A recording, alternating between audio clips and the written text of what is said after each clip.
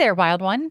Have you ever built something that changed how you think, only to watch the world shift so fast you had to rebuild again? This isn't a story about innovation in a boardroom. It's about the kind that happens at the kitchen table, on the back of a napkin, in between babies and burnouts. The kind of innovation that wakes you up, rewires how you live, and reshapes what you pass down.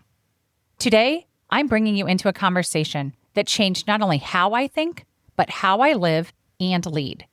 Aaron Proietti is one of my closest collaborators, the person who helped shape some of the most powerful professional work that I've ever been a part of.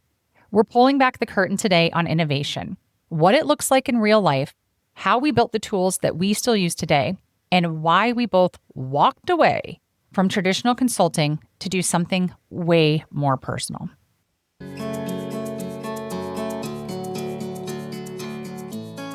Reclaim your rhythm.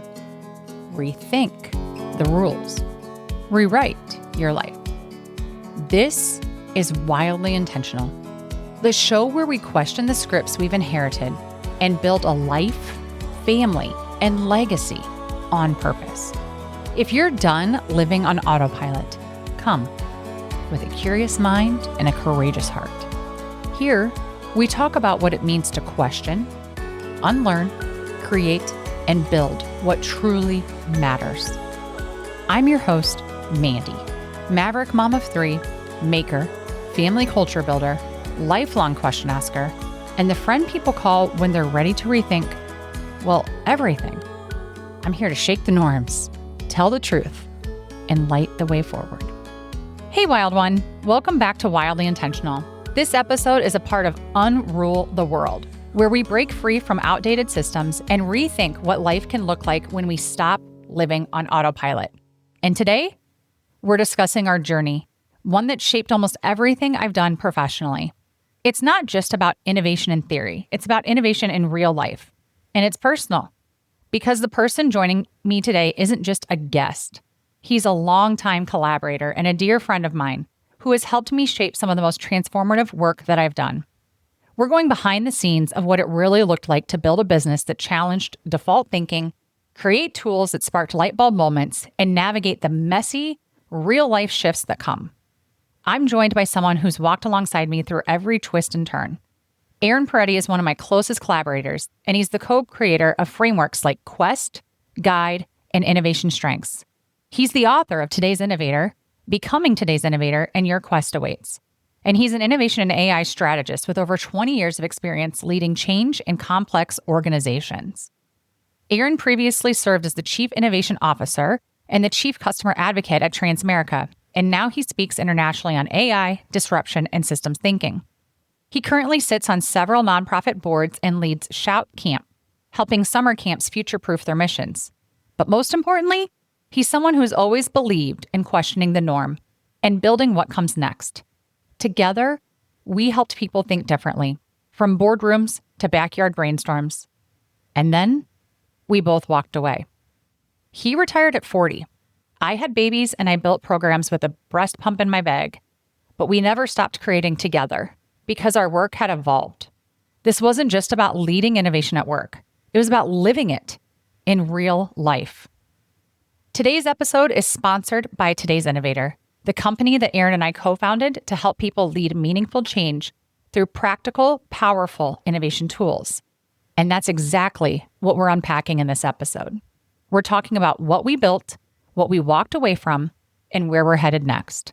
We're pulling back the curtain and how we're still choosing innovation every single day, just not the way the world taught us.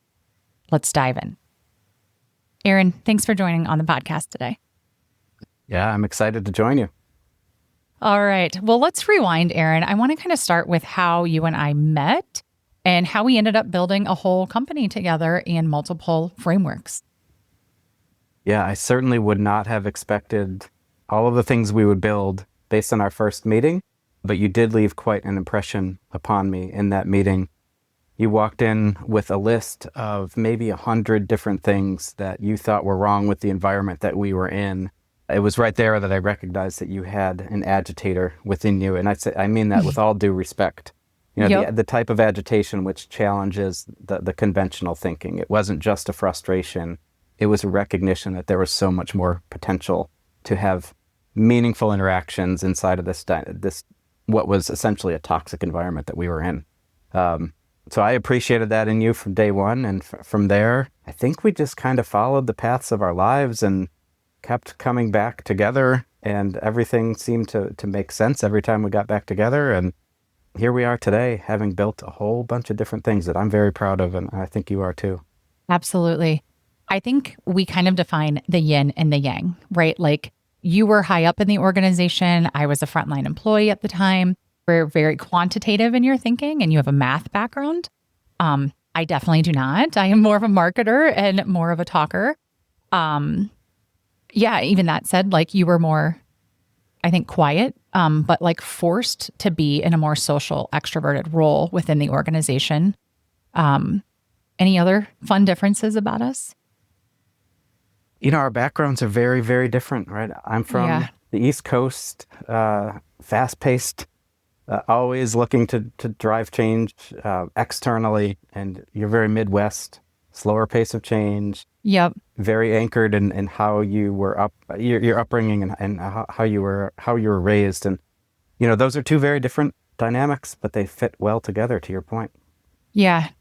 So this whole yin and yang, and even I think we saw it a lot in the organization where like you were very visionary for the organization. And I was very like, okay, here's what he said. Here's what we need to do, right? Like I was more of a tactical thinker and helping people figure out how to do the things that you were going around the organization saying.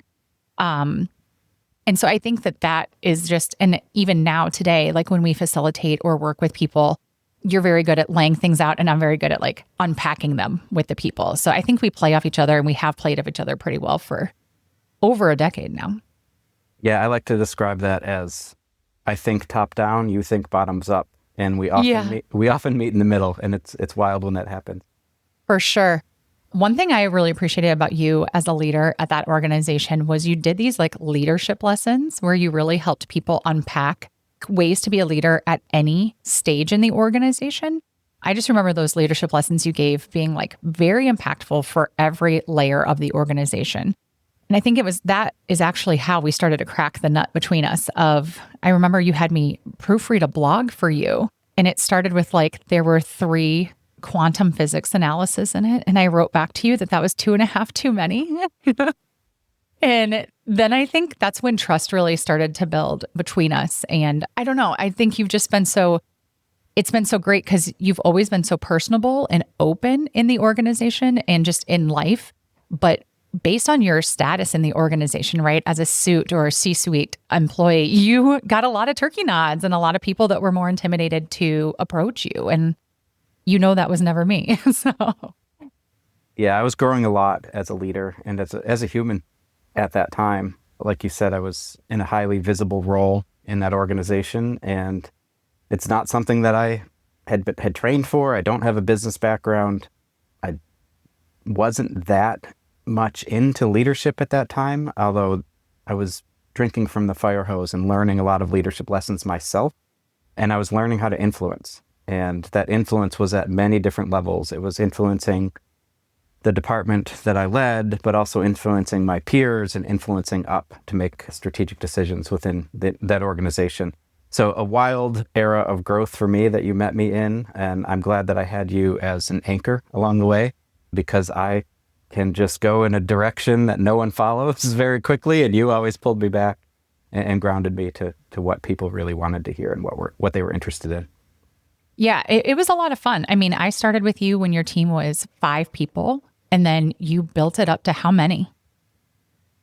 Yeah, I like to say the original charge was to change the culture of innovation with a team of 3, which is where I started. To change the culture of 6,000 employees with a team of 3. That's where I started. And you were kind of the next wave, the next 2. Yep. And then eventually, I believe it capped out at maybe 120 different people in this department that were all tasked with driving change. And I like to say driving meaningful change. And you included that in the intro about me as well. So this intentionality, and you talk about this on this podcast as well, but being very intentional with how we drive change and why we're driving the change, that's rare to have people and to have a whole department in this case that is oriented towards doing things with intention in a way that'll persevere and last, but still be responsive and nimble and agile. That was what we were charged with. And, I look back upon that time fondly and thought we did a great job with it. I think it was only good memories for everybody involved on our side of the equation anyways for a while there. But I think you shifted my thinking from the very first day I reported to you. When I was in the marketing department talking to you, to the meeting that you alluded to at the beginning, I don't know if you remember this, but I almost didn't get the job with you because I hadn't been with the organization for a year. And you told me that I wasn't going to be able to get the job. And I was like, then you can start by innovating and challenging the status quo by recommending me for this position because I have so much energy, because I haven't been here for a year. Do you remember that? Absolutely. Yeah, I don't remember what the exact rule was, but maybe you had to be in your position for a year or something like that before you could look for a new role. And it was empowering to challenge that and to recognize that a rule like that, while it had a certain intent, the effect of the rule was limiting, right? It limited the potential of the organization. So, in fact, it was pretty easy to challenge on that premise that if we challenge the rule, the organization will be better off. And for sure, that turned out to be the case. Because I think you probably know stats and about people in organizations less than a year have more energy and ideas and momentum because they're seeing everything so fresh. And so, to be able to challenge that right out of the gates was good. I mean, I was honestly on the verge of quitting. I would have probably left the organization completely if I couldn't have joined your team. So I am forever grateful that you challenged that rule and brought me on board with you. Well, I am too. But to kind of get back to this, my first day, I remember we flew to Dallas, and then I flew from Dallas to Baltimore with my boss to see you. And I was so excited. I was like, I am now on an innovation team. Nobody even knows what that is. I was totally in the Skittles and rainbows phase of innovation and what this means. I was just hot to trot. I walked into your office and was like, hey, I made it here. We're doing this. And you're like, yep, only 546 business days until I quit corporate America. And I think my jaw could have hit the floor. I felt like I made a move that was a secure move, a move that was going to take care of me for a while, the corporate dream, if you will. This is going to be my path. And you looked at me dead in the eyes after you showed me your calendar and were like, if you do your job well, you will not have it in 2 years. Yeah, that was the reality. Well, that often is the reality of those who are tasked with driving change, is if you do your job well, you're not needed any longer. And so I had that recognition, and the countdown clock was a different animal entirely, but it gave me this horizon that I was looking towards. We can talk about where that countdown clock came from, but I will kind of stress that when you're driving change, or and I see this a lot with nonprofits, in fact, when you have a mission and you're mission driven, you should have the expectation that you will achieve your mission and not always just be focused on doing the same work in perpetuity. So I'm glad that kind of resonated with you. My goal was to achieve the mission. And once the mission is achieved, certainly we would find a new mission, but it wouldn't be the same. And so there had to be this recognition that we are going to get this work done. And then there's probably another frontier past that. But when you're moving to a space of ambiguity, there's no way of knowing what that next space would even be. So I'm glad you appreciated that lesson. I know you didn't at the time, but not initially. Not initially. Now I do. And I'm like, that is so smart to work yourself out of a position and to train, teaching other people how to fish. And it frees you up to continue to be creative, to continue to build. And that's what we love to do. And so now I look at that, I'm like, I love that. And I approach all jobs now with that. Hey, if I do this right, I won't have to do it ever again, which is so great. But you look at the status quo and how a lot of people grew up and what their idea of the corporate job is. And it's to just keep going along to get along until retirement, and it's how boring. You could free yourself up. And I think too, that's where in the organization, I got to this place of let's best practice share instead of information hoard. Because information hoarding might make you feel this job security, but like it's not great for the organization. It's not great for your coworkers, and it really will stifle you professionally. So information share and move on, like keep building, keep growing. And as we used to say in the organization, coach up or coach out, right? Yeah, absolutely. And business systems aren't always designed well for that type of information sharing. Certainly in our client work, we've heard a lot of talk about silos, organizational silos, and they're often described in a very negative light. Someone will say, we're very siloed, or they're very siloed, talking about some other part of the organization. I always had this recognition that silos are a good thing. They nurture expertise and they nurture a common identity for the group that's part of that silo.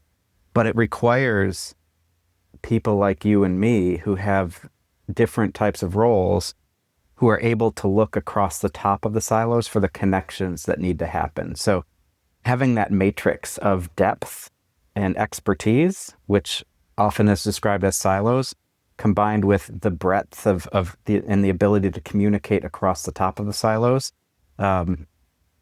that's where the real magic can come from in an organization, is having both the expertise and the breadth to be able to communicate quickly across the organization. So we were facilitating that. Yeah. It was exciting. You did a great job connecting with your peers at those upper levels across the organization and down. And I think that's what people looked up to you about the most was to your point, the depth and breadth of the relationships that you were forming. And you surrounded yourself with the right people to make the initiative happen. Yeah, it was that or concede that I wasn't cut out for corporate America. And to go back to the countdown clock, I think when I was 23 years old and had my first corporate job, I recognized that a corporate organizational system is not one that I want to be part of the rest of my life.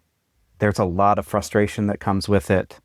There's a lot of egos. There's a lot of hidden agendas. There's a lot of politics.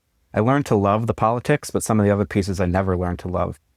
So I kind of at age 23 said, I want to escape this system so that I can focus on who I want to be in this world and the real impact I want to have in this world. But I recognized just how financially rewarding it would be to stay in the corporate system and play the political game. So I set this deadline for myself by age 40 to escape the corporate gravity, as I described it. And so you came across me where I know that at about 700 or 800 days, I built a countdown. And it was business days. So every day that I opened my computer, I saw one less day. And you saw that, and I showed it to you, and I was very proud of it. But I think, in some cases it scared people. And ultimately, in retrospect, I think you get it, right? I wasn't fit for the system I was in. I was looking for an escape from that system. And I knew that I had to do that and design something better. And I'm glad that you've been a part of that since. When we did escape that gravity, we started to design something better. Yeah. And so I think, Aaron, like you escaped it in a much more strategic way, right? Like I was in the thick of motherhood. I still am in the thick of motherhood. I escaped it just out of pure, like, this is soul sucking and I don't have another option, but I'm not going to keep doing this. I think you approached it in a much more strategic way. So would you be willing to share, like, how did you go about like backing off of that or getting out of it? Like what steps did you take to create a path to be done by 40? Like when I tell people that you retired at 40, they're like, holy cow, how did he do that? And the reality is like we were at very different levels of the organization, right? Like your paycheck far surpassed mine. So like you were able to do that, but you also put yourself in these situations. How? Well, let me start by clarifying. Retirement probably isn't the best word to use to describe it because I'm now as busy as I ever was in the corporate world. I retired from the corporate political environment, right? That's what I escaped. And retirement could be a whole nother episode on systems absolutely. that we could do. We could talk about that. The discipline required was, in hindsight, it wasn't perfect reasoning because I did sacrifice a lot of things and I made a lot of trade-offs. But it was this intense focus on personal financial freedom and ensuring that I wasn't spending frivolously outside of work, ensuring that I wasn't bogging myself down in a lot of debt so that I could save. and maxing out all of the saving instruments that all of the organizations that I've ever worked for had offered me, whether that's a 401k match or stock purchase plans, all of that stuff. At age 23, I built that financial forecast and I said, you know what, I think if I have this modest growth in my career progression and modest growth resulting growth in my salary, and if costs grow like this and my house payments grow like this, I think I could escape this corporate gravity by age 40. And then every year or two, I would update that plan and recognize I'm getting there, right? I would just tweak the assumptions a little bit, but I was always gaining ground.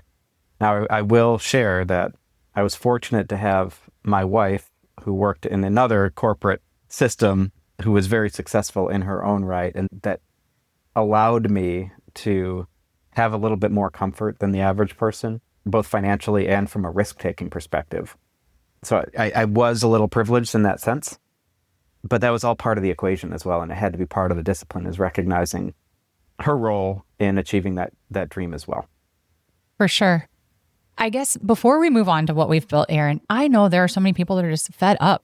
Like they're exhausted with the corporate grind.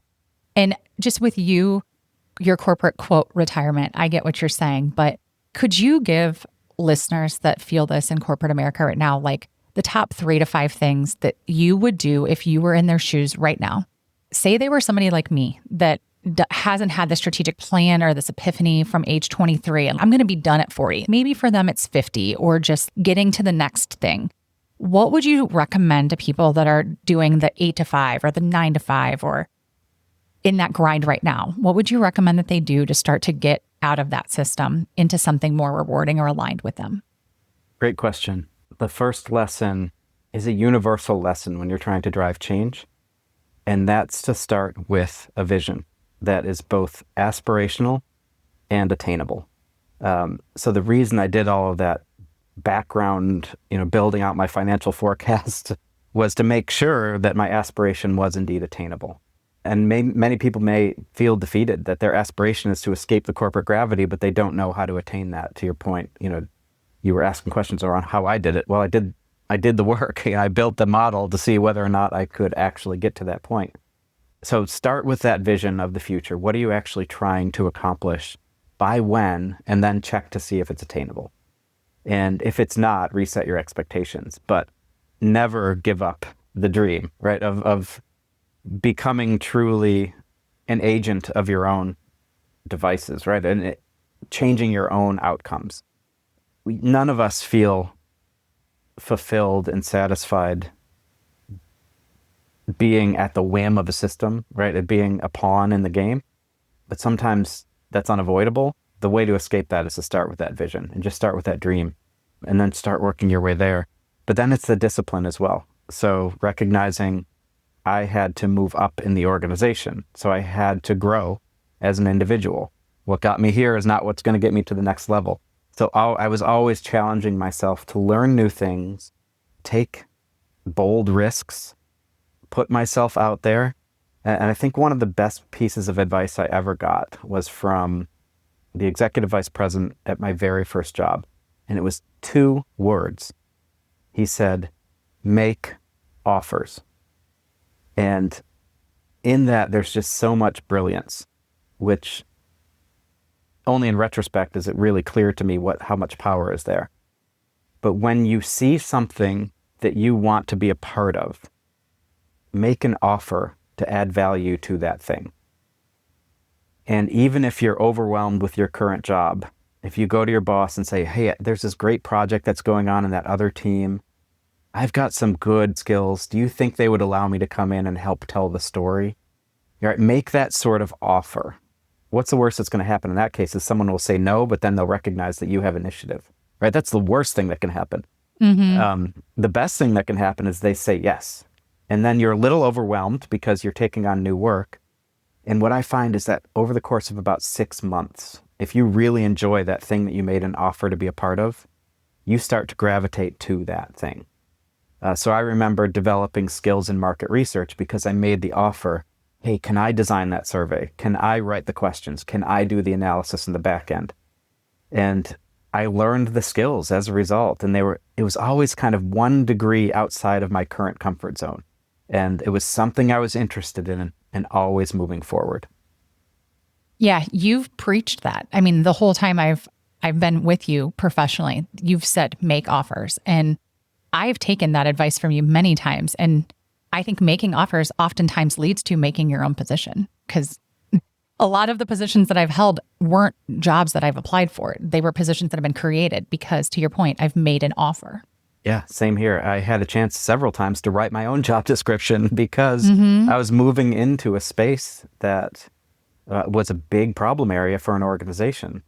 And they essentially gave me the keys and said, figure this out, drive this to a new place. And that always started with, okay, well, what does the leader need to look like? Let me draw that job description up. Yeah. So you left at 40, and then what did you go do? The first thing I did was reconnect with family. I became a soccer coach. I don't know if you remember that. For about a year. I do. I coached soccer, and it grounded me in real perspective about things that were more important than the corporate world. And I needed that. I needed that time. After that, I had a chance to be the project manager on a cross-country move. My wife's job shifted, and we moved 6 states east, back to the East Coast from Colorado.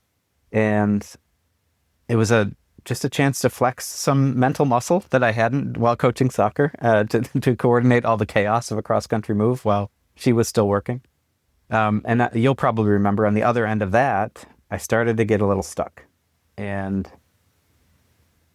you and I had been talking, kind of coaching each other through this post-corporate time, whether it was informal or formal at that time, I can't remember. I think it was very informal. Yeah. And there was this calling to write a book that I was experiencing. And eventually I found the avenue to do that. And a publisher came into my life, and I started to write Today's Innovator. A funny story about Today's Innovator, the reason that was the name of the book was because that was the URL that was cheap and available.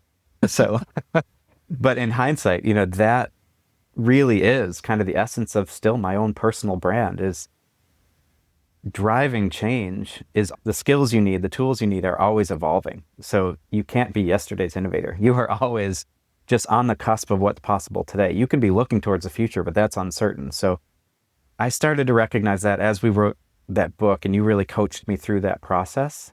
That all fell a little bit flat. I don't know if you remember, the book didn't set the world on fire, but right. It was a really kind of validating moment for me to say, all right, I've done a lot in my career. I've put it all down on paper, and now I have this out in the world, and people can see that, I've accomplished things. And that was useful. So it was really useful in that respect. And it allowed me to move on to the next thing. That's how I perceived it from you, was like, you just needed to kind of put a bow on your career and like kind of timestamp that piece of your, I think that's a monster accomplishment that you did. Like, you set a goal to be done at 40, you did it, and you inspired thousands of employees with that message and your leadership. And to put all of that into a book, a tangible thing that can sit on a shelf and live on, I thought was very admirable. I loved helping you through that process. And then it has kind of evolved. Like, I remember you were under the publishing deadline, finishing it up, and the last chapter you just kind of threw out there. And then you called me pissed that should have been the whole book. But now you're under the deadline. And then fast forward 4, 6, 8 years later, and then we made that book. Yeah. The Becoming Today's Innovator, about the strengths. Do you want to talk about that? Like, that's such a monster epiphany. And then it just kind of sat there and ate at you for years until I think we spent a couple of years flushing that out. Yeah, I think the exercise of making sense of all the lessons that I had learned and putting that into the first 3 parts of the book led me directly to the so what, right? And that was the piece that was missing. While I was writing the first 3 parts, they were very detailed, very rigorous. It was my expertise. I was in my comfort zone. But there had to be a payoff in the book, and it was the so what. And because the book was titled Today's Innovator, you helped me through this, put together this section. It was called a profile of today's innovator. And so it was really the culmination of all of this sense-making activity, so that the reader would say, great, you've given me all of these lessons. How do I act differently? And that's what that fourth part was. And it was the recipe for being a dynamic leader of innovation. And it morphed a lot after that because, that first pass through, it was messy. It was just a first pass. It lacked depth of thinking, but there was always something there. That was the point where this should have been the whole book. I should have spent a year on this content. Instead, I spent a week on it. But I'm glad that you had the patience to work on that with me over the years that followed, and really to refine it and get it to a place where it's in my nature now. And it's the ability to toggle through these various strengths and personas is something that, I don't take lightly, because it was years of development. Yeah. And so we have developed the book now, Becoming Today's Innovator. So Aaron published the book, Today's Innovator, which was kind of the culmination of his corporate career. And then it ended with that. And then to his point, we spent years going through what are the roles? And that's where we launched the Becoming Today's Innovator workbook. Do you want to talk about the roles a little bit and like what that is, just really high level? Yeah, at the highest level, there's this recognition that an organization doesn't always need you to be you. Sometimes it needs you to play a role, particularly when you're driving change in an organization.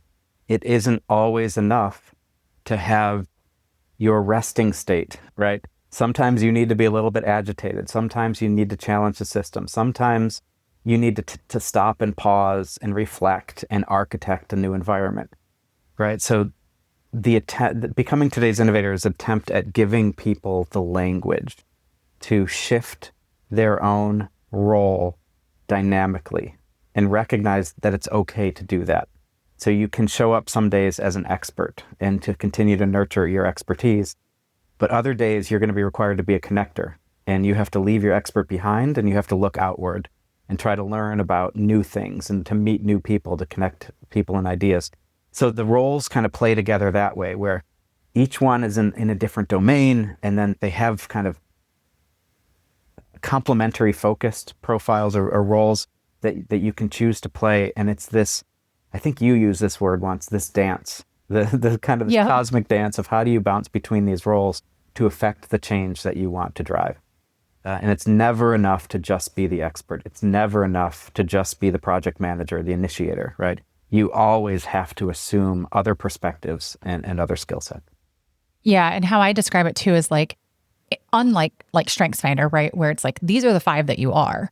These are the 8 things that all innovators have to embody in some way, shape, or form. And it's just, you have to ask yourself before you go into a meeting or before you go into work or before you go into a conversation, how do I need to show up to this? Like, what is my role in this today? And to your point, sometimes it's going to be, I need to agitate. Other times it's going to be, I need to get it done, the initiator, right? Or I need to make a connection, or I need to do this. And so the book really focused on what are the 8 roles? What are these people thinking? What are they saying? How are they making these approaches? What does this look like in the wild? And it's really a workbook. And I mean, it's something that we designed to go through it over and over again. And then we even had levels of like, if this was your first attempt going through this, here's how like an entry-level person would do it. And then here's how like an advanced person would do it. Because even as you spoke about, Aaron, like you've grown a lot through this. And so the book is one that's meant to really help you go through it over and over again.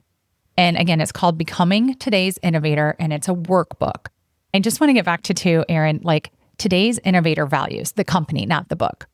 We value flexibility. Working together. Like our working relationship is very much like it has to work for us. And we're constantly reevaluating it and talking about projects that we're working on and conversations that we're having and everything in real time. Like we're doing retrospectives, if you will, on the fly all the time. So there's never really surprises or things coming up. But that is why these have taken us a couple of years, is because it hasn't been like our primary focus, nose down, getting this done. Like it's allowed you to do summer camps and shout camp and to explore different avenues. It's allowed me to homeschool, to be a stay-at-home mom. So that's one thing that I love is we spent so much time on like, what is this company's values? And today's Innovators values very highly flexibility and like just-in-time delivery. And that has been a way that I've shifted my life. But I don't know if there's anything additional you'd like to say about today's Innovator, the company, or the values that we hold, or? Yeah, values work wasn't something I got exposure to until very late in my corporate career. And I remember rolling my eyes at corporate values the first time I saw them, because I didn't appreciate the role that values play in intentional design. I always thought they were just the language that you use to ascribe the behavior or to describe the behaviors that are actually happening. But then at some point, I realized values can be aspirational, and you can be intentional about what you're trying to create in the world, and then describe to yourself what are the qualities of the environment that are required to bring that new intention into existence. So when we were building today's Innovator, we had that conversation over maybe a month or two. What are the qualities of the environment that will allow this system to sustain? Right? Systems are either attractive or they're repellent. And repellent ones don't last very long because they just don't attract people. They're unattractive or unstable, I guess is the word. We built for that stability. We built recognizing that you and I would both have pressures we had to build it in such a way that today's Innovator could persist in the background of whatever was present in our lives. And, hats off to us. We did it. We did. I mean, I remember do you remember this exercise that we did where you had your, what do you call it, Aaron? The Venn diagram. You had this Venn diagram of how you were feeling, and you were feeling very stuck. This was pre-2020 stuff. I don't know if you remember this, but you were like, I'm not very engaged in my community and I don't know what to do. And we went through things that we taught in corporations. You and I did, and you made this shift to, I need to get involved with local community organizations. I want to start volunteering with nonprofits. I want to get back to my summer camp days. And you just exploded in that way and shifted everything that we were working on and that you were and were not working on to make that a focus. Do you want to talk about how that was for you, or that epiphany that you had? Yeah, I appreciate you bringing that up. I had kind of forgotten about it. I was fortunate at that time to have a coach, even outside of the corporate world, someone that I could bounce things off of who didn't know me very well. And she challenged me. And she challenged me to better articulate what I am and what I'm trying to do. And I came up with that Venn diagram. And I recognized upon reflection, what were, in the periods of life where I felt I was thriving, what were the common denominators? And there were three. I was growing. So it was always something that was a little bit challenging, yet I could handle it. I was able to be a thought leader at the same time. So I was able to lead in a learning environment. So everyone's learning. I'm able to still establish myself and my expertise, but recognizing that it's never enough and I need to keep growing. And the third piece was there was always a community, and I'll use the lowercase c, just there was always some connection and community because there were people in it with me. So upon reflection, those were the periods of time I was thriving in my life. And it's not the same for everyone, right? Everyone would have their own Venn diagram, but I think it's a useful exercise to just reflect upon, in those times where you felt truly empowered or you felt like you were thriving, what were the common denominators across all of those? And that's when you and I had the conversation, when I put the Venn diagram together, what's in the middle? What are the things where I can still be a thought leader, I can continue to grow, and I can feel a sense of community? And I said before, the book had fallen a little bit flat because the book never had community. It was a one-way conversation. And for me, it fell flat as a result. There was no one kind of rallying around, hey, we're today's Innovator, right? There was no hat for being today's Innovator. So that, upon reflection, I had to create community. And so the nonprofit space was a little scary. It was outside of my expertise. It wasn't something, I'd never invested myself in my community. But through conversations with people like you, I gained that confidence to put myself out there into the nonprofit space The summer camp vector was one where I felt a little comfortable doing that. But very quickly, I was recruited on to be board members for other nonprofits. And I still say yes to this day if it's something that makes me uncomfortable, and I continue to grow. So that's why I still continue to expand into the nonprofit space as a result of those conversations. You really do say yes to things that make you uncomfortable, because I know you joined a nonprofit of a 4th trimester for women in postpartum care. Yeah, maternal advocacy and maternal health care. I don't know anything about those subjects. I know that in order for humans and humankind to thrive, that there has to be empathy for people who are struggling. There has to be altruism. So people who are in a privileged position to help need to feel like they can reach out and help. And in some cases, the best thing I can do is help run a better board meeting. And in the case of 4th trimester mommy, that was the role I started with. I was the most tenured nonprofit board member. So I could help structure those things while I learned about the content. But I've grown as a human through being part of these types of experiences and saying yes to things which make me uncomfortable, and recognizing that casting my vote in November is not enough to change the world. I have to be feet on the ground. I have to be doing the work. For sure. I think anyone from the organization that you and I started together at that hears that you are on a nonprofit board for a postpartum mothers will see the sheer growth that you have displayed over the last 12 years of your life, because you did not have the reputation for being the most empathetic person. You were you can sleep while you die. I don't really care. I remember we sat down, and after I got married to Tom, and I was like, do you want to hear about it? You're like, not really. And I'm like, I know you don't. Like, let's just move on then. And I think you have grown leaps and bounds, empathetically speaking, as a human, as a leader.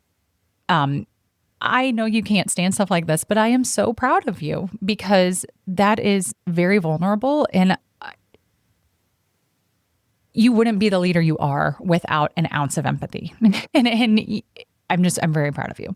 Well, thank you. It's a different brand of empathy for sure, and I had to recognize that. To this day, I still don't care. If you tell me about your wedding, if you tell me about how your kids are doing, honestly, I'll forget within 30 minutes. But I know that it means something to people, and that's something that I didn't recognize 15 years ago. I didn't recognize that others needed that attention. They needed an ear. They needed someone to ask questions. And I can do that, right? Yes. I don't have to care to do those things. I don't have to care about what they're talking about to care about them, right? And so I was able to find my models of empathy and figure out what works for me. And I think that's been a very consistent theme over the last 10 years since I left the corporate world, is creating models for new ways of thinking that serve more than just myself. In the corporate world, my objective was to escape at age 40. I was serving myself. Now I'm serving humankind, and I want to make the world a better place. And that requires a different skill set. And so you've helped me grow in so many ways in that case. But it's still, I still revert to the old patterns, and I need to be pulled out every once in a while. But yeah, I've changed.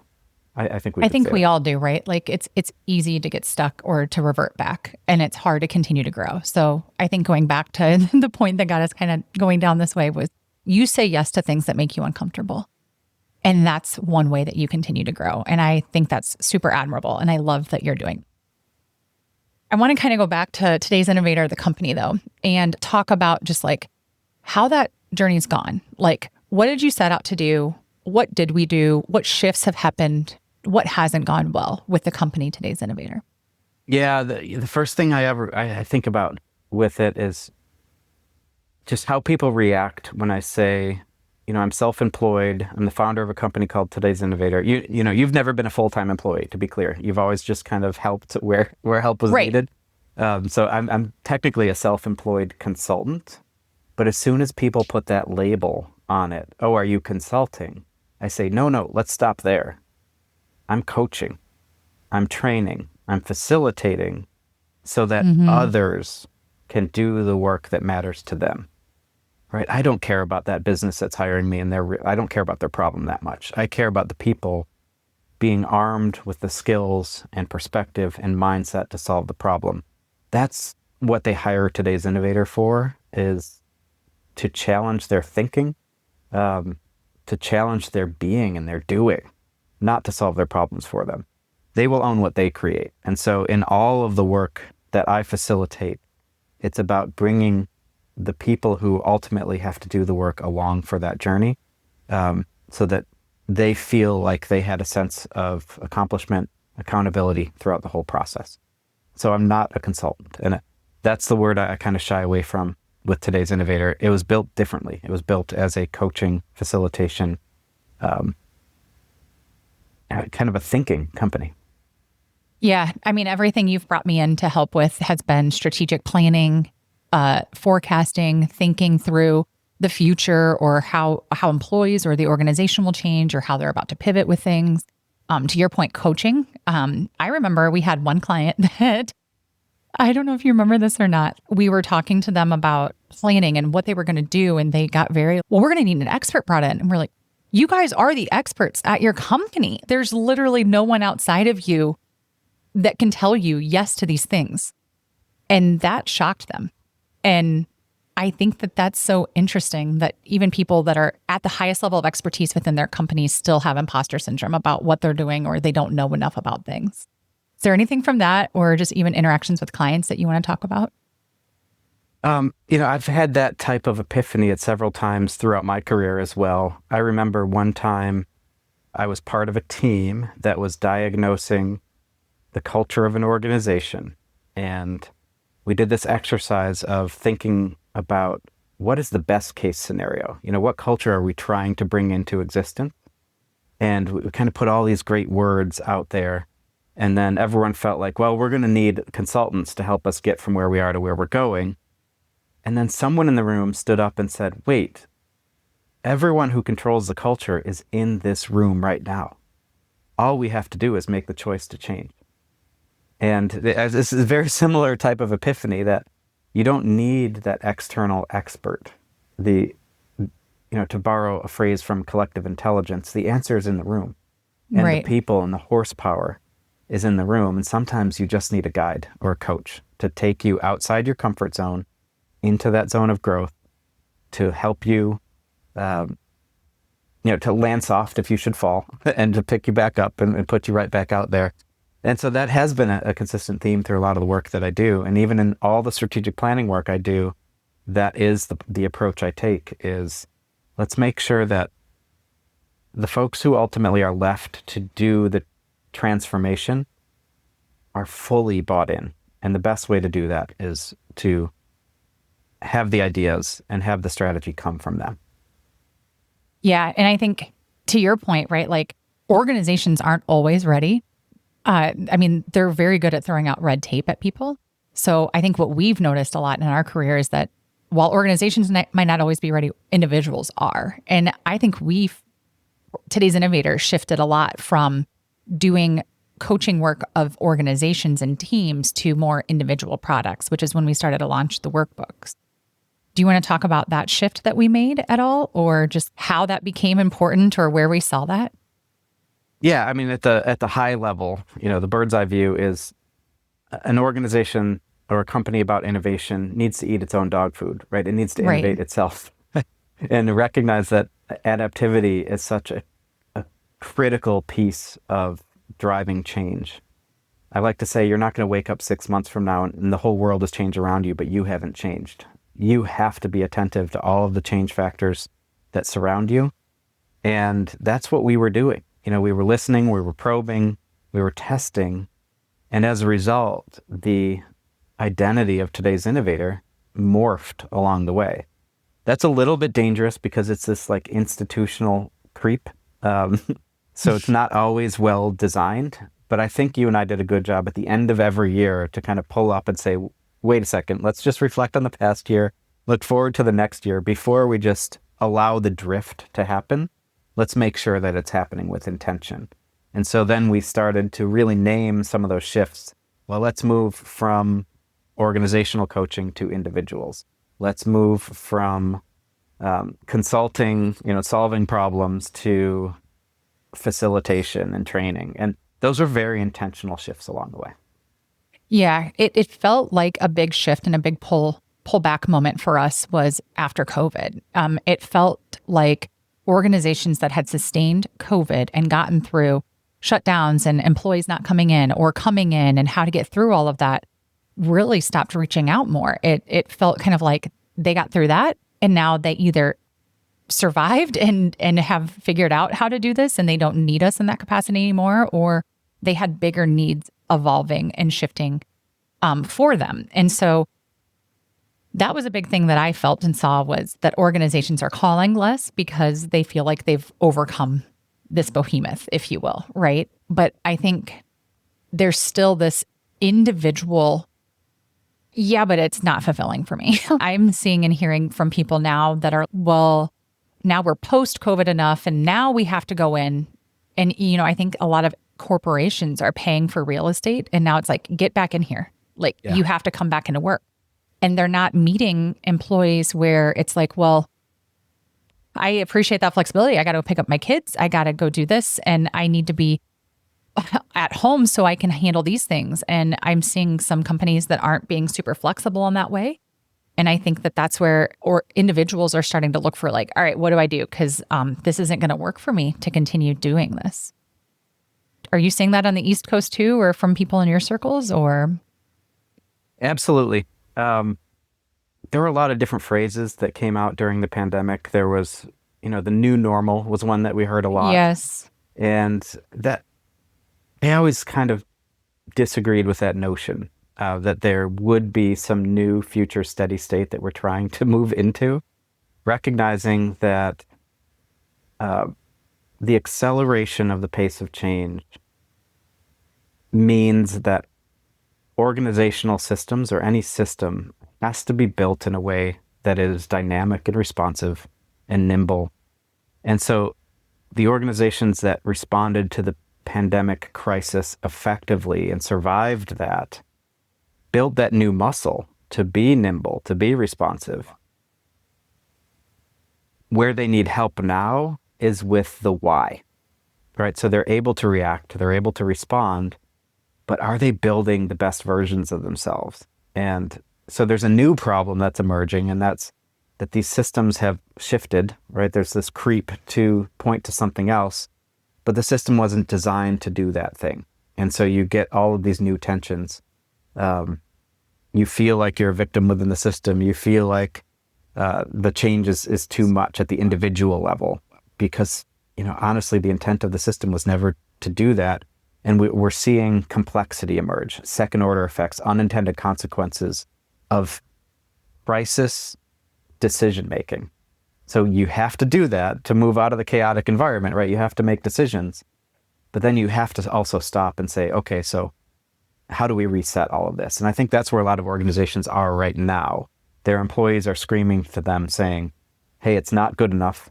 And they're recognizing that they're clinging to old things like real estate and those sorts of things. And so there's this tension that's existing right now. And on top of that, AI's come onto the scene and it's changing the whole world. So systems are under stress right now, and they need thinkers. They need people to work with them to figure out what the future looks like. Yeah. So individuals inside of organizations, right? Like in the past, I've created an innovation program called Entrepreneur Academy. And that's really what that is people that are trying to innovate within an established system. So I feel like that's what you were talking about, Aaron, right? Yeah, it's a lonely place. The task of an innovator is to achieve results that an organization is not otherwise on track to achieve. And just think about that for a moment, right? It's this magic wand that a CEO often waves and says, we will be innovative. And the reason they say that is because they're not achieving all the things that they know they should be achieving. So the magic wand is innovation. That'll solve it for us. But the reason they're not innovating is often because there's limitations in the corporate system or in the organizational system that they built. Very rarely is it the people who are the limitation. people have this amazing capacity to learn and to grow and to use resources. Often it's the culture itself, which is holding people back. Sometimes you and I see that creep into the individual's head. They start to think that it's hopeless, that there is no way forward. Right. They start to forget what it's like to truly be curious and to truly make offers and to be in that environment where you feel empowered to act and drive change. And that kind of reinforces itself. So once you see one person defeated, an entire team might get defeated by that. And it only takes, one bad manager, one bad experience for that to, again, be doubled down and reinforced again. There's this learned helplessness often inside of organizational systems, where you think then your only way out is to innovate. But really, the way out is to intentionally design a new system that is more effective. And so we're helping facilitate that. Yeah, and we've always told people, like, when you feel that resistance, you're doing something because you're up against the status quo when you feel that, right? So you're on the right track if you're feeling that within the organization. I think the question is whether leaders inside that organization are willing and able to do anything with that. That was what we always saw, was the recognition of the need for innovation was always very high. Yes. But what the heck does that mean was always very low. No one knew, what does it even mean to innovate? And that's part of the reason that our team was in place, was to teach people, this is what it means to think innovatively. This is what it means to approach work differently. This is what it means. And that's kind of what's led us to creating these workbooks, is because you and I got to the point where it was like, we don't want to affect people by waiting for an organization to be like, yeah, I'll pay for you guys to do this. We wanted to be accessible enough that individuals could be like, I need to know what you're talking about and how to do this in my job. And to me, that was where my heart started to get shifted to, I want to help people. And I saw that with my last role before today's Innovator. Was the whole reason I created Entrepreneur Academy was like, give me the high potential employees, give me the people that want to make the place that they work different, better. I want to help them. I want to give them the tools and the resources to do that. And what's kind of funny is what I was noticing is then a lot of the companies were having a hard time sending more people because those people were leaving. And I think like that's where you get to, is a place of either getting coached up in the organization or out of the organization. And if you know that it's going to take your boss dying or retiring in 30 years to move up, a lot of times that is really frustrating to be like, I need to go. Yeah, and I actually saw that as a success marker, that people were being bold enough to be like, this isn't working for me anymore. And I've given this everything I can, and I still am being too limited, and I have my heart set on something different. And I was proud of that, because to me, that wasn't just organizations sending people. It was people believing in themselves, betting on themselves, and going after what they wanted. Yeah, and sometimes all it takes is someone like you or me giving them permission and saying, if you're listening to this right now and you feel stuck and you're ready to be done, you don't have to wait to get fired. You don't have to wait for another COVID to come. You can make a decision today. Absolutely. In the corporate world, they used to say, don't wait for the direction that'll never come. You were always quoted with that. Yeah, you'll be left there waiting forever. Yes. And particularly when it comes to your own development, your own growth, no one's going to take more interest in that than you are. So don't wait for someone to tell you to go to a training, particularly now that we have these AI tools where you can just have a late night chat about anything within AI and you can learn new things. But that was always available to you. It was always just a choice. Do I want to learn new things? Do I want to push on my own individual boundaries, or am I going to be defeated by the system I'm in and follow and stay in my lane?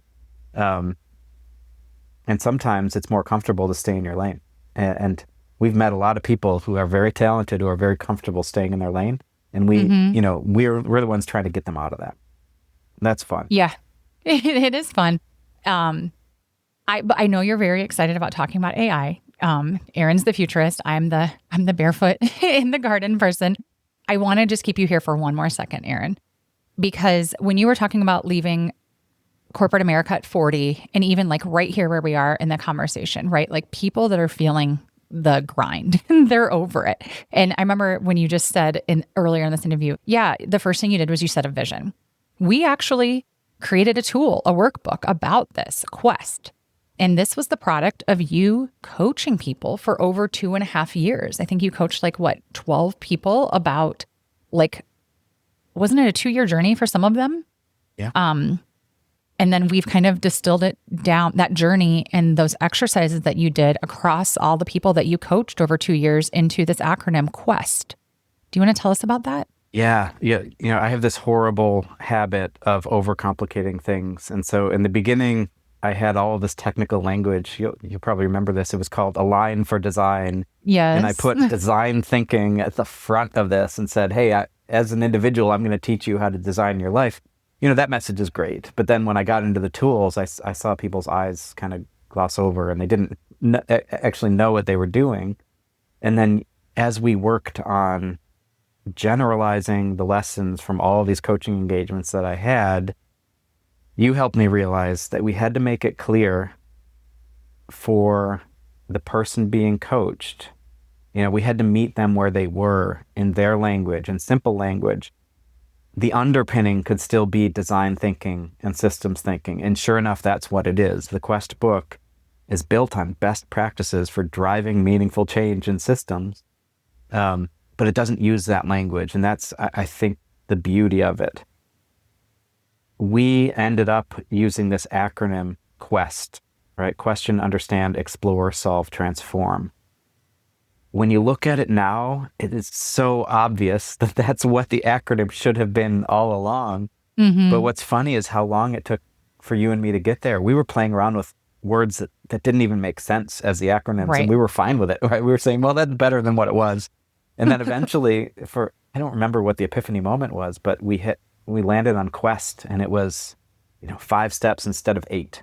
And it was a word that invoked imagery, and it suddenly it unlocked the whole workbook. And that's, when I look back on all the things I've written, that's the one I'm most proud of. And you were such a big part of translating that to something that people would want to work through, to make it interesting to them. And it's not systems thinking, it's not design thinking, it's introspection, and it's asking yourself hard questions. I'm really proud of that one. It's great. And I think that the reason we got there with Quest was because before that, we finished Guide, your facilitation guide. And it was through my training as a facilitator that made me realize what was important to you was baking in the design systems, right? And that's in there. But as a facilitator, what I've always held on to is sometimes people don't need to know how and why you're doing what you're doing. They just need help getting to where they're going. And for me, that was kind of how we were working through that, was people that are using Quest don't necessarily. Now, there are a large amount of people in the corporate space that definitely want to understand what design thinking is, for sure. But not everybody that is on their Quest awaits needs or wants to understand design thinking. They just really want to figure out what is next for them. And that's what's beautiful about Quest, is it really helps you figure out what is next for you. How do you want to get where you're going? And I mean, we have had people that have started companies because of Quest, that have quit their jobs and pursued their dreams because of Quest. And I think that is just such a beautiful thing. And yeah, I think it is one of the things that I'm the most proud of too with today's Innovator. And I think it's one of the products that has changed more people's lives that we have touched than just a really great, impactful meeting. Yeah, and sometimes it doesn't have to be a radical change either. It can just be you work through it all and you recognize that you're where you're supposed to be right now. And it's for a reason. You're working towards something, and it just gives you a fresh perspective. Sometimes it's just as simple, like we talked about earlier, as setting that vision of the future and having someone, or in this case, a resource to help you articulate what that vision is. So it doesn't have to be you're going to leave your corporate seat and go start a new company. It can be just a recognition that I'm where I need to be right now, but there's these other things I should be working on. That's what's so powerful about it, is it can facilitate that massive transformation, but it can also facilitate just small incremental tweaks. Absolutely. Both Quest and Guide, Becoming Today's Innovator, and the book Today's Innovator can all be found in the show notes. If you're just curious what we're talking about, you want to pop over, they're in the show notes at the end whenever you want to check them out. Aaron, I know you're dying to talk about it.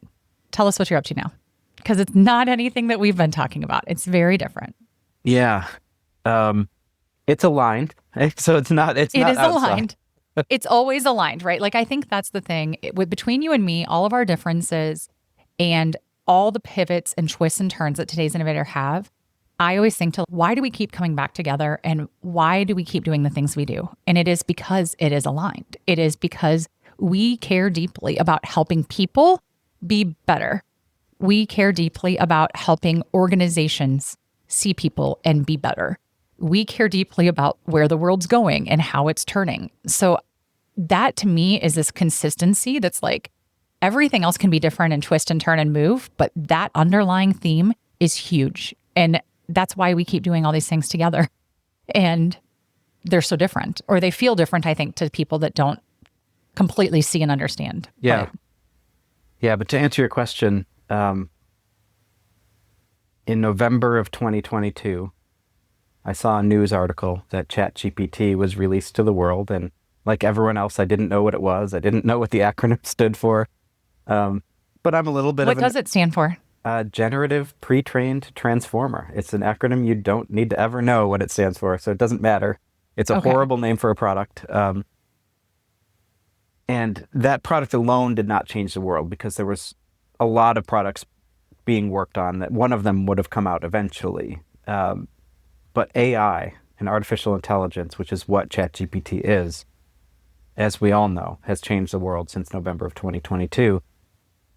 I saw this immediate opportunity to leverage generative artificial intelligence to make the world a better place. I was already connected to all of these nonprofits and recognizing how easy it is to now have access to answers. All of the world's information, if you just know how to ask, can level the playing field for these organizations that are under-resourced. They're trying to solve the world's most important challenges. So I'm thinking nonprofits and academia and government-type institutions, which are very set in their ways. They're very under-resourced. But now they have this new tool. And so immediately I started to put together trainings for prompt engineering, for understanding what AI is. And in the process, like I described before with making offers, I kind of made an offer to myself. I'm going to move into that space. And now, in the last 2 years, 2.5 years, everything I'm working on has changed. And I think every week right now for the next several months, I'm doing a talk on artificial intelligence. And it's not the back-end stuff. It's not the technical stuff. It's the user-oriented things. So what's possible with artificial intelligence, and how do you use it as an amplifier or as a supplement or as a co-creator or co-intelligence to help you perform better in your life? So I'm still making sense of where this is going, and I don't know that I'll ever have a deep appreciation or deep understanding of what the end game is because the world's changing so quickly. The best I can do is stay on the wave, and it's everything I can do to stay on the wave and to help others get on the wave as well. No one is ahead of AI, and you'll never be ahead of it. The pace of change is too rapid now. The best we can do is learn to lead and live with artificial intelligence. And if you ignore it, you're going to fall behind. And I know that's not a message that everyone wants to hear, but it kind of is the reality. Things are just changing so fast now that if you're not using AI in the professional domain at the very least, you're going to fall behind. And I love to see how you started to use it in your family life and recognizing that it's such a powerful tool to shape your cultural systems. When it was released to the world, OpenAI didn't know what the potential of a large language model was. But the users, the billions of users of ChatGPT and large language models have started to figure it out, and we're starting to see the potential to affect systems in a positive way. And I want to help continue to push this all in a positive direction. Yeah. I mean, this is very much aligned with the Today's Innovator book, right? Like, we're getting to the meat of it, and it's the end of the episode, where I will definitely be bringing you back to talk more about AI, because I think no one truly understands how powerful it is, all the things that you can do with it. To your point, I did just recently start using it, and you know that I was a monster resistor of all things AI for a very long time, specifically in 2022. Like I stopped posting online almost completely because I was so creeped out by it. And I still feel that way, but I am also at the point of motherhood and just being creative and having all these ideas that it's like, if I can help you, if I can use AI as a tool and not as a brain and just use it to help me get my ideas done faster, then I am all about that. And I think it is safe to say that like Wildly Intentional would not have been able to launch in 30 days if I didn't use it. Because it has helped me a lot, like flush out the idea and brainstorm ideas and names and just all of the things. And I need that at 9 p.m. when I finally get my alone time to sit down and think by myself. My brain is already fried. And so I need to be able to have something that can help me through that. And so, yeah, I've begrudgingly adopted using it. And I would say probably in like the least amount possible. But I think that was also huge for me because I'm homeschooling. And so I can't homeschool kids and have them be completely nature-based and not abreast with what's going on in the pace of the world, because they will be left behind and that will be impacting them. And so I'm still trying to figure out how that will look for them. I have no idea completely because to your point, it changes so much. So I think both homeschooling with AI is another episode, Aaron, and I think the pace of AI and how can we still be human with AI, I think I love those questions, yeah. Okay, definitely other episodes that we need to expand in. Anything else that you think is worth noting about our journey together or today's Innovator and how it's evolved or just our corporate journeys? Well, I always appreciate reflecting upon it, just in talking through it in the last hour or so. I've kind of revisited some lessons or some older lessons have been reimpressed within me. So I appreciate, the opportunity to join you here and talk through. It's fun. I think we've taken, if you will, like non-traditional paths. And I think that is empowering to show people that it's okay to do that. And whether you have a super clear vision like Aaron, where you're not going to be doing this at 40, or a more, I don't necessarily know what I'm doing, but I know it's not this, like me, and your priorities shift. And I mean, I think for me, Aaron, the biggest thing was coaching people over the last 10, 12 years and seeing people in their 30s, 40s, 50s, 60s, loving to hate where they work or hate their manager or hate their company or just hate all of it, but deeply committed to it. Like, I've been here for 26 years and I've hated every second of it, and it's like, and then going home to my kids and seeing them and being like, I don't want you to wait until you're in your 30s, 40s, 50s, 60s to start learning how to question the system. Like, if I'm honestly going to your point, eat our own dog food, I need to be teaching my kids this at a young age. Because, and I mean, that's honestly a very hard route to go with parenting is like, I don't say because I said so, right? Which you hear in organizations a lot. I'm open to being challenged. And that is 100% a more exhausting route to take while parenting. But they shift my thinking on things all the time. And they also like help me see that is just an arbitrary thing that I made up. Like, it doesn't actually need to be upheld. And you had a compelling argument against it. And yeah, I'll get behind that. I don't need a hard boundary or line there, right? And that has been fun for me to step into that. So like you saying yes to different nonprofits than you would and growing in that way, I think living this with my kids and seeing and letting kids challenge me and my thinking has helped me grow in a lot of ways. And I wouldn't be doing that if I was gung-ho sticking to my corporate path. And I also don't regret leaving corporate America at all. Like, at all. Yep, same. And I know more growth is coming for both of us. But, we're not done in our pursuits. And I expect that we'll both play a part in each other's next chapters as well. And I look forward to figuring it out with you. Same, Aaron. Well, I just want to thank you so much for being here, for being so open, and for sharing your story. And to those of you listening, thank you. Thank you for being here. Thank you for tuning into another episode, for thinking deeply, for questioning boldly, and choosing to live with more intention, because that choice ripples. If you want to dive deeper, head over to the show notes at wildlyintentional.com for links, Aaron's information, and resources from today's episode. There you can check out all the books and the workbooks that Aaron and I have mentioned and published over the years. You can find the link in the show notes or go to wildlyintentional.com/tools. This episode is sponsored by Today's Innovator, the company that Aaron and I co-founded to bring powerful innovation tools to real people like you. Whether you're leading a team or leading a family, you can learn more at today'sinnovator.com. If this episode gave you a light bulb moment, pass it on.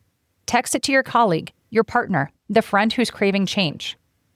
If this episode gave you something different to think about, hit subscribe so you don't miss what's next.